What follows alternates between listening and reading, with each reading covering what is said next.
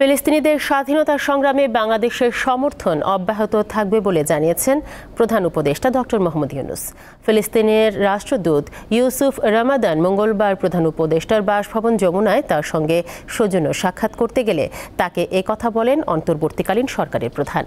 জাতিসংঘ সাধারণ পরিষদের প্রধান উপদেষ্টার দেয়া ভাষণের প্রশংসা করেন ফিলিস্তিনের রাষ্ট্রদূত। প্রধান উপদেষ্টার দপ্তর জানিয়েছে, বৈঠকে ফিলিস্তিন রাষ্ট্রের প্রতি বৈশ্বিক সমর্থন, গাজায় হত্যা ও মধ্যপ্রাচ্যের উত্তেজনা সহ পারস্পরিক স্বার্থ সংশ্লিষ্ট বিভিন্ন বিষয়ে আলোচনা হয়।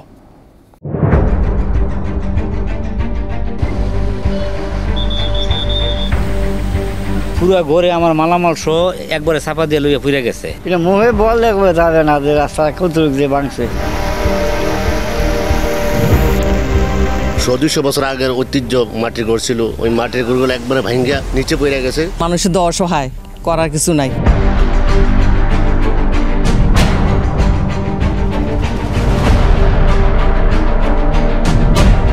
দীপ্ত সংবাদ, সবার আগে, জনস্বার্থ।